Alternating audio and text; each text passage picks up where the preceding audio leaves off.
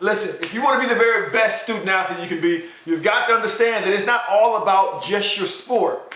Sometimes it's about outside of your sport as well. Today I'm going to give you the game on how to best communicate yourself when emailing your professors in college or emailing your high school teachers.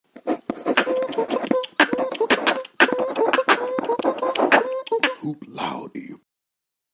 The number one don't, and this pretty much is a blanket statement for all the don'ts, and that is don't treat it like it's a text message. It's not a text message. And when I say that, that encompasses a lot of things below that, meaning slang, right? In text messages, you text me, we probably say some slang. We may not spell things correctly. We may not go through all the punctuation and all those things, but in an email, this is a formal document. You should treat it like a formal document.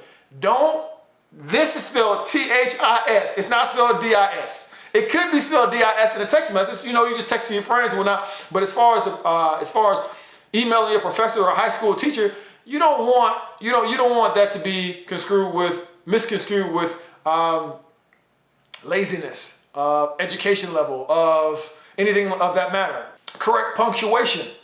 Some people I've caught do this with emails to me actually, and that is ill-advisedly using exclamation points. What you yelling for? Why you yelling? Why you yelling? Listen, there's no reason for exclamation points with every statement or at all. I would venture to say you shouldn't use it in your email at all.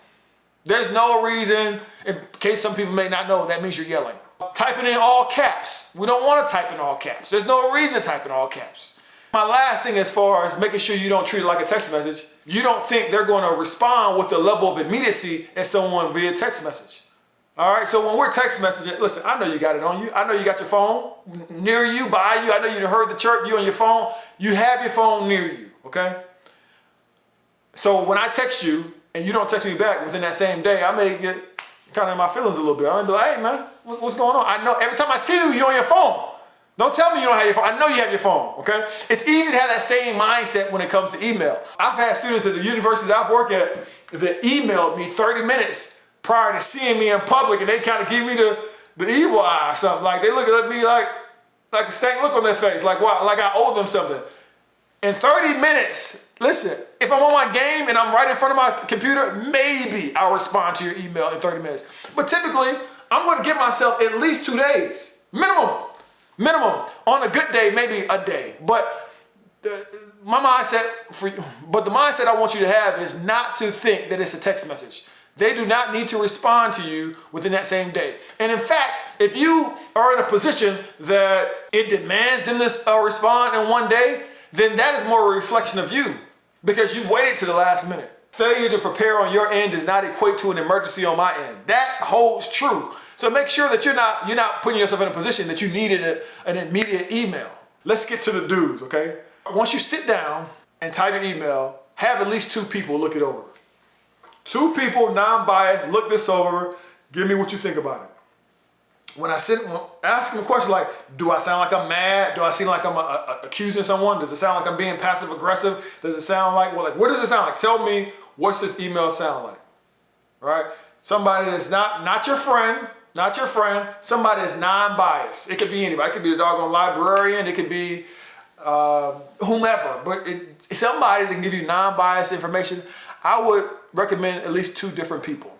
Do allow 2 or 3 days to go by after you send an email. Don't think that they're going to give you immediate response. They don't owe you that. That's not the decorum of emails in the first place, all right? This is not text messages. So 2 or 3 days is sufficient as far as a response time. So do allow that to happen. 3, I would say, is you need to get into the mindset, if you're not already in that space, to keep a document, like a running document, to keep a log of your interactions. So let's say a professor makes a promise, like, I promise I'm going to give you an extra day to come in on Friday to complete your exam because I know you had a game, yada, yada, yada. I'm making that up. I don't know, like, just insert a promise. Insert something that you've talked to this professor about. It's good to email because when you do so, it gives you a paper trail. So at the end of the semester, if that professor, if that teacher, whomever gets amnesia and forgets that we've had this conversation, don't worry your little heart. I have it right here in documentation that you said this on this date at this time.